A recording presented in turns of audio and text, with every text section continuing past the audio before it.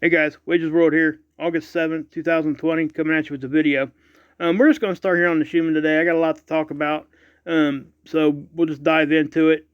And I'm sorry I'm going to skip the comment part, so I'll bring that back next video. I just want to get this out to you guys. I think you guys are going to find this really interesting, what we're going to talk about. Birds, believe it or not, and plus huge lightning bolts and some radiation I think you guys need to see and know how to go look at. So anyway, this is the current Schumann right here, and I got there through Mr. MBB3's page. And again, guys, this is we're having a spike right here. And again, if you're having ringing in your ears, mental health issues, you don't feel quite right, this could be why. Now, I don't want people to discount, other things can influence us, okay? This isn't the only thing that causes things with our bodies, okay? That's what I'm trying to say. So this is really high up there. You need to take this in consideration in everything because it touches everything we do. All of our research, everything in our lives, this touches. It's frequency, okay? It's well known. Too many studies to prove it. You know what I mean? So if you're having issues, please look at this. But look at other things too if you can't figure it out. So, but just know that this thing is, didn't really look like this active 5-6 years ago. Okay, our frequency has steadily increased and it's gotten more frequent. I mean, all these spikes have. And is it good, bad that all that's rising? Well, there's a little bit of both in there, guys. So we just got to pay attention and be aware. If you guys want to know more about this, go over to Verte Alberto's Schumann Resonance Harmonics. I know that that's a long name. I'll leave a link. And yeah, so if you go over there, he really gets stuff into detail. And if you have to pause and go back, he really tell you what you're actually looking at when you're looking at this graph. So, and V over at Higher Realm Holistics, Mike and Cindy over at Evolutionary Energy Arts, go check them out, guys. They really do a good job of explaining all this. So, guys, I wanted to show you this real quick too. Now, I want to say first and foremost that we can get to this data in other places, but this is really strange that here over on Seeds, it's now 2 weeks and they haven't updated anything. I'm not sure what's going on. It could be technical issues or whatever.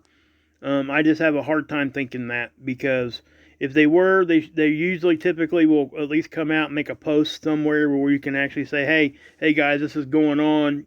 It's going to take this time to fix it or whatever. We've seen none of that. So just know that this is what's going on with this. And it typically happens when we start catching a lot of stuff on these satellites.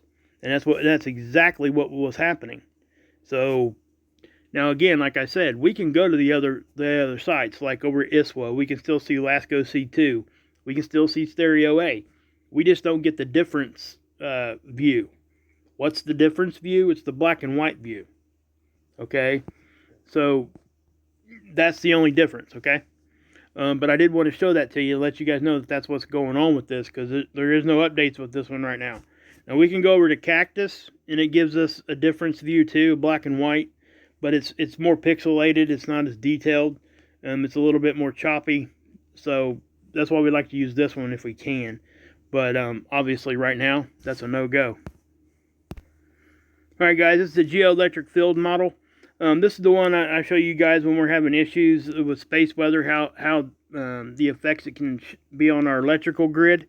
Right now, there's really not a whole lot going on, which means we're not getting a whole lot of solar wind or anything like that going on. I do know that we're still having huge issues up here, guys, with power outages because of that hurricane that came through there. Okay, we're talking millions of people without power, guys. It's a very highly dense population area.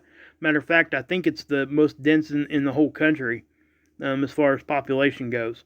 So whenever there's power outages like that in areas like that, I don't think this has really been an issue like this since Superstorm Sandy.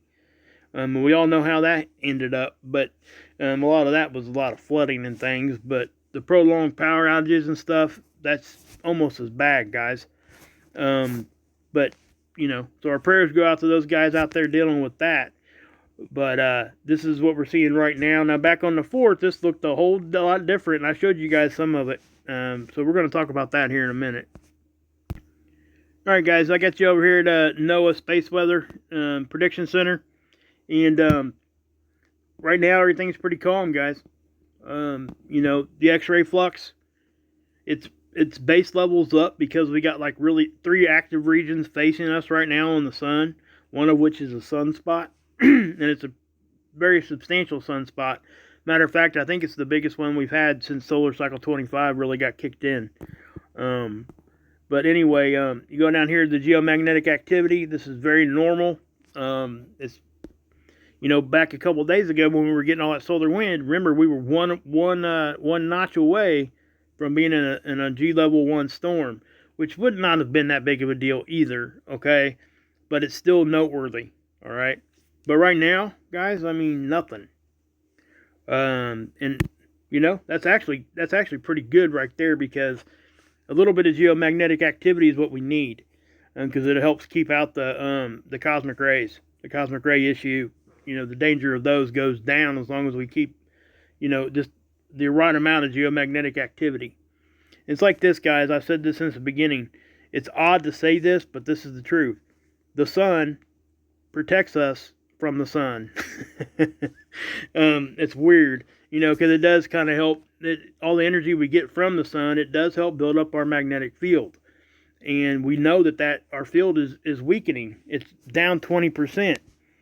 And I think the last stat I heard, I think it's weakening 5% every 10 years right now. Something like that. And guys, that's a lot. If that trend was to continue, then we could talk about all the pole reversal stuff and all that stuff comes in. But listen, as we're starting to ramp back up, and we knew this was going to happen, okay, and I've been talking about this for over a year. Anybody that's been with me for a while knows that while we're still weak like this, right now it's the most dangerous time, because the sun's going to start waking up, and it's going to start firing stuff at us. We've already seen it, okay? So if we get a big one during this issue when we're down until we can get built back up a little bit, man, I don't know. So in other words, smaller flares and things will affect us in a bigger way until we can build our shields back up the way that they need to be, the way that they used to be, if it even happens. We don't, that's a big if, guys. We don't know that's 100%. You know what I mean? So here's the sun right now, and there's those 3 active areas I was telling you about. And I think this is the one that's a sunspot. I can't really remember. This one was. I think the cores underneath of it might have kind of decayed a little bit. But as you can tell, I mean, we got these are all in the same, like roughly the same latitude on the sun. They all just kept coming around the limb. Now, what I do want to show you here is that I'm seeing this stuff over here. Okay, now we can go over to stereo A and look at the extreme ultraviolet like this one, just from the side. And we can take a better look at that, but I don't think I'm going to have to, because it's getting ready to crest up over that limb. And as soon as it does, we'll get a better look at it. But again, they're going to look smaller on the side because of the parallax effect. So they could be bigger than what they actually look like here.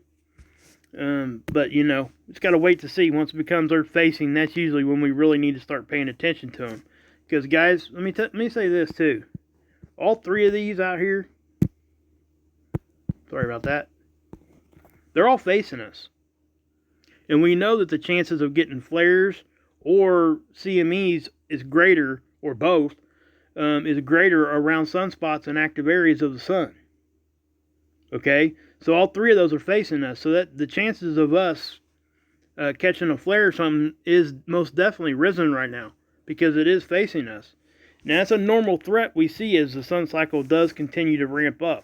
I don't want to blow it out of proportion, because that's just how we live. But right now, with our weakened magnetic field, it's more important to pay attention. And that's why I talk about it. But also, we cannot ignore that, the equator of the sun, and then Earth's right there. We're going to get solar wind from that. Okay, that's a coronal hole. So here in about 3 or 4 days, we're going to get we're going to get some wind from that. I do think that, I think Scott even made a post a couple days ago saying, look out here in about, around the 8th or 9th, the Enlil models were showing some of that stuff was going to be coming right at us. And, well, let's just take a look at it. It's right here. It looks like they moved it out a couple days. Because it was, like I said before, guys, 5 days out, this thing usually ends up changing some. But you can see right here, this little ramp up. That's the green line's the conditions of Earth. So that hump, I believe, was actually kind of humping here yesterday. So something has caused this to slow down or get delayed a little bit, whatever it was. But it's still coming. It most definitely, I do think we're going to see something. It's probably from that coronal hole, and they were just trying to forecast that. So we'll keep an eye on that. Okay, guys, I told you I was going to talk about birds, and here it is. This is really, really interesting, number one, but it's actually practical for us to really pay attention to and listen. Now, most of us are under the understanding that, animals can usually tell things are going on way before we can. So I'm showing you guys this because this is proof of that, number one, that these things can predict things better than supercomputers sometimes. So this little bird, ain't that, it just blows my mind. But why am I talking about it here with like space weather and stuff? Because eventually, guys, this is what we're going to have to rely on. At some point, we will catch a big flare or something, and we're going to lose our electricity. Now, whether that happens while we're still here or when our kids are or our grandkids or whatever, eventually that's going to happen. So we have to understand we cannot ignore nature and just completely climb aboard all the technology. Because it takes one thing to get rid of that technology. It takes a flare. Our electricity's out. We have no technology, guys. I think we all understand that. That's why they predict if that was to happen, 90% of the population would be gone. Because we don't know how to live without electricity. Probably half of that would be, getting each other out of here.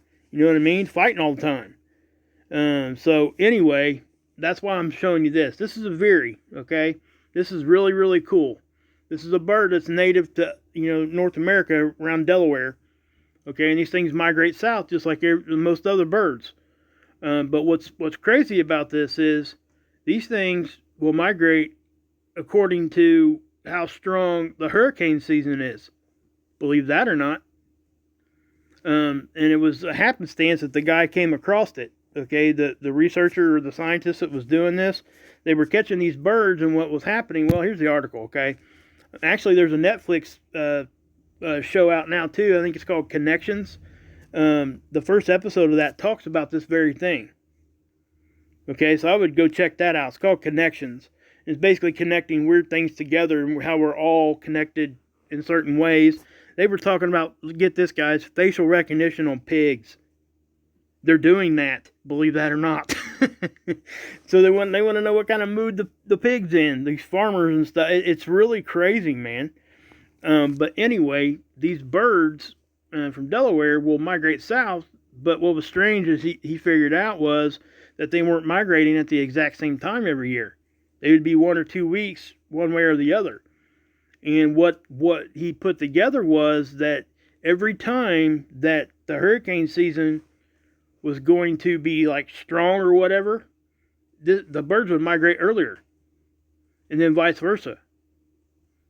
So to prove it, he started making predictions. He came out in 2018, and the birds were saying, this was not going to be it was going to be a very active hurricane season.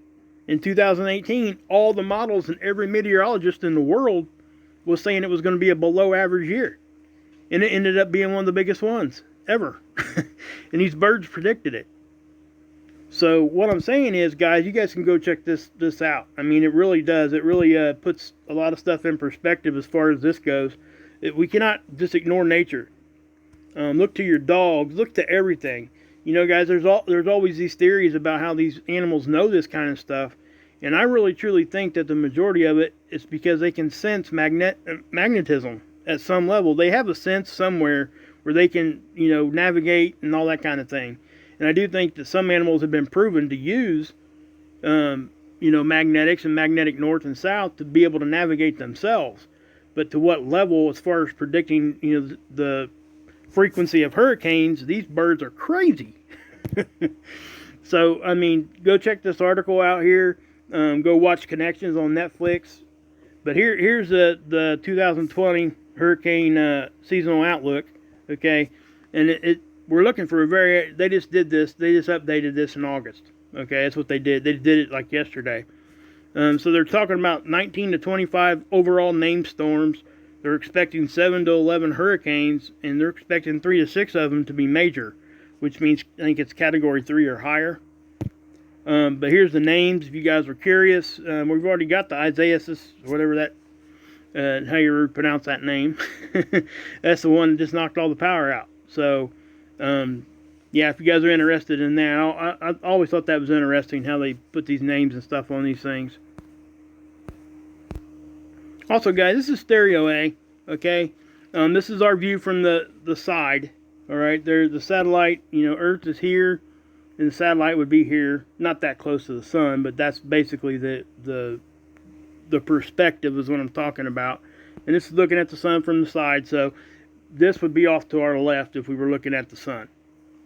Basically, that's what that is showing you. I believe this is Mercury, so don't freak out over that. It transited all the way across. That's a planet, so that's not what I'm even talking about. But this showed up, and it was kind of weird, kind of odd, okay? Again, I'm not trying to claim it's anything. It's just something I noticed. And then this one, too. This was extremely weird. You know, we catch these, like, half-cylinder looking things all the time, but this is not that. You know, I'm having a hard time thinking this is anything but a camera anomaly, though, because these things are almost identical. And if that's the case, typically it's something to do with inside the camera. They just seem too similar for them to be like two separate objects, is what I'm saying. They look like a stinking turtle or a dinosaur or something walking around. You know what I mean? Yeah. So say that was the ground. You see how they're walking? Maybe that one up there is a snake. Who knows? But I just noticed that. I just wanted to show you guys that because there is, and what's going on, guys, a lot of this is, we have to keep in mind, we're going through meteor showers all the time, right? We are right now going through one, I think it's the Perseus meteor shower, if I remember right. So anything that we're seeing from like LASCO C2, that satellite just sits right out in front of us. And so does SDO, okay? So whatever conditions we're having as far as meteors and stuff, most likely those satellites are too. But this one is different. This one is like I said before, this is the sun, here's the Earth. This satellite's way over here, guys. So it's not experiencing the same conditions that we are at the exact same time. Now, that's not saying that they can't be going through meteors either, but that was just strange to me. So we have to keep that in mind when we're talking about this stuff, because a lot of times these little meteors and stuff will fly right by these cameras and they look huge. The only reason why they look huge is because they're really close to the satellite, not because they're out by the sun. So that's what I would say to that. Now these here, right here, guys, these do look kind of like little meteors. They don't look like cosmic rays or anything like that, because usually a cosmic ray, you'll have like a little line or something that follows it. So these are probably just little itty-bitty meteors. I mean, you can kind of see stuff flying around. It seems as though we are in a pretty active debris area of space right now. I go through, because this satellite, even though I said it's way far away from us, it is traveling in the same orbit as Earth around the sun. So it stays about the same distance away from the sun as the Earth does. So, you know, if that means anything to you, don't know. But that, you know, we are still seeing some of this stuff right here. And I do think that those right there were probably little small meteors or something just going by. That's all. Okay, now this one right here, I wanted to show this one to you too, because I know somebody's going to hop out here and say that that's something, you know, end of the world type of stuff. That right there, guys, is most likely a camera anomaly.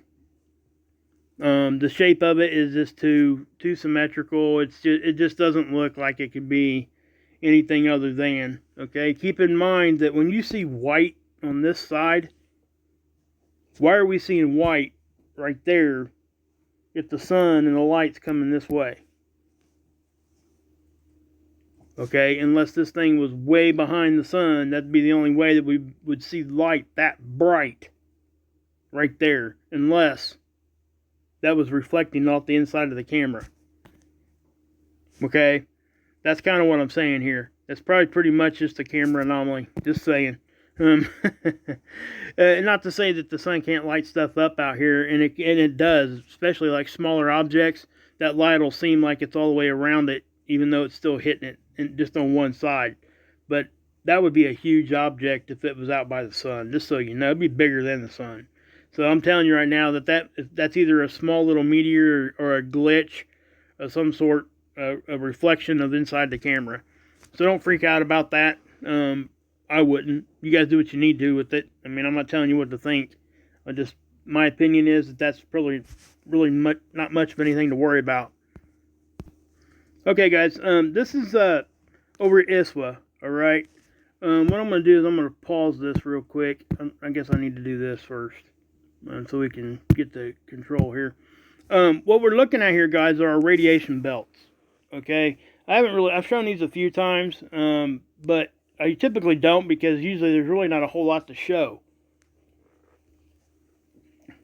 But these are the radiation belts. This is basically what they're concerned with as they're trying to travel to the moon and things. They got to get up past all this stuff without getting sick and all that. But basically you're looking at different levels here. Okay, the one on the left would be the closest one, and so on and so forth as it goes forward here. What I want to show you here, it's, yeah, and it happened right when we were getting all that increased solar wind. So I do think that that's what caused it. Now, what I'm trying to say is we do experience this kind of radiation every once in a while. Okay, so don't think this is something out of the norm either, because it isn't. It's just something we have to pay attention to, and that's why I'm showing it to you. And I haven't really shown this to you for a while. So I'm going to push play here, and I'm going to try to pause it. Now, if you notice here, off here on the left, you're going to see that thing start to show some reds and stuff. And then we'll watch it as it goes through. It's going to get pretty intense really quick. Okay? And when that happens we most likely got some sort of a burst, a high solar wind, or CME, or even a flare. Okay? So it's getting ready to happen right there. Watch the left side, and it's going to turn completely red, guys. And it goes into this really deep dark red, and then these whites start showing through. Yeah. So you can see how it started to see that. I'm going to pause it. Okay. Now that's a lot, guys. Okay. That's some pretty good radiation. We don't usually see it like that very often. But what it does here is you can actually see the deeper, darker reds there too. And it's going to go straight to that. The whole thing's going to become that color. We'll just watch it through here a couple times. You see how it kind of backed off for a minute. Now watch what it does again. Boom. And then it does that. Look how red that got. It doesn't get any more intense than that. That's as high as this thing can read. Alright. So you can see how that happens. And then, like I said, it happened on the 4th when we were having all this solar wind. Now, I don't think it's a coincidence. Okay. Also, what I don't think is a coincidence is that big lightning bolt that happened over in China, and I'm going to take you guys over there and show it to you here in a second. I do think that was some sort of, that had something to do with this. Because that was happening at the same time as a solar storm. Okay? And I think a lot of that, especially those big super bolts like that, man, there's really no way for that stuff to happen unless we're getting increased activity like this. Basically, guys, it came from, the ground up, it looked to, okay? So in other words, the Earth discharged there like a capacitor, like we were talking about. And it just so happened that the extra energy that needed was from that thunderstorm. And boom, there it went. So what we'll do is we'll take a look at least that's my opinion, okay? So a lot of you guys have probably already seen this anyway, but I'm going to show it to you anyway because I do think that this needs talked about. Guys, I do think, we talk about all this energy coming from space and it gets into our atmosphere, gets into the earth, and it has to release, right? I've talked about that forever. And I do think the earth acts like a capacitor at some level. It collects all that energy and then it has to let it go sometimes. And sometimes it just takes a little bit of a thunderstorm or whatever to go ahead and push that over the edge, and boom, there it is. So if you've got space weather coming in at the same time, because remember, guys, when we have space weather like that, some stuff gets through. Okay, our shield does a great job of deflecting most of it, but some stuff does make it through. So that's extra energy, and it usually comes in through the poles. Okay, it's easy. It's easier for it to get into the circuit through the poles. All right, and so what happens is we kind of build up like a capacitor, and sometimes a thunderstorm or whatever can cause that just to go past its threshold, and boom, it releases. And I do think that is a great possibility of what happened here. So we'll watch this thing. Look at this. Okay, that's the line itself, the power line itself, just disintegrating. Okay. I think it was part of the building and everything else. I mean, look at that, guys. That is, it's just amazing to me that. And then this is what happened after, guys. This is what it did. Look at these things, man. I need to research and see if anybody passed away in this thing. I don't know that they did, but I'm not saying that they didn't. A lot of people probably are already out of their cars. And what do they tell us? They tell us to get out of our car or stay in our cars, right? Man, I don't even know all about that. But it is what it is. I don't know what the right thing is there to do. There's people on both sides of it. You know what I mean? But guys, I just think that was one of the most impressive, videos I've seen in a very long time. Now remember, I showed you guys also a video of some lightning going from the ground up, remember? And this is exactly what I think this is, at some level. Well, hold on a second. Okay, guys, here's that. All right. You can definitely see where that came from the ground up, and the video even showed it more. All right. You can see it start from the ground and go up and spider out like that. So what I'm saying is, I think that both of these were probably the same phenomenon. It just happened to hit like a high voltage wire there in China. At least that's what it looked like, and that's why it fell and was on fire like it was. You know what I mean? Basically, man, it just melted everything it touched. That's some intense stuff, guys. And as our field keeps weakening, we can expect more and more of these. I can't remember I think they call them super bolts. And I think they expect us to have, a few of them every year. But it is the earth discharging, guys. I don't think they expected it to be at this scale. That's all. Or they did and didn't tell us. One or the other. But I do think that's probably what's going on with both of them, man. So, guys, that's something we're just going to have to keep an eye out and look for, guys, from here on out. So, but yeah, guys, I think I'm going to end it here. I hope you guys liked that video. We're just going to keep moving and doing what we're doing. Oh yeah, guys, there was a pretty big earthquake. I can't remember. It was south of Africa, actually, off the eastern coast of Africa, down really, really far south. Solomon Islands, I think maybe. It was like a 6.3. It was on a fault line. It ain't nothing that we should be freaking out about, but it was, sizable, worth noticing. I do think that when we get solar weather again, guys, it will increase our risk. So as we're getting these solar weather, we have to pay attention that, we can expect an increase in earthquakes. All the papers and stuff, the articles and things now are all saying it. It's all, and it's something we've already known. We just, it's just now been proven. So from our observations to all the data collection that they finally did and did some research on it themselves, the professionals, they're even, like I said, they're saying yes, that happens. So, anyway, guys, God bless. Yahushua saves, and you can drink this Kool-Aid.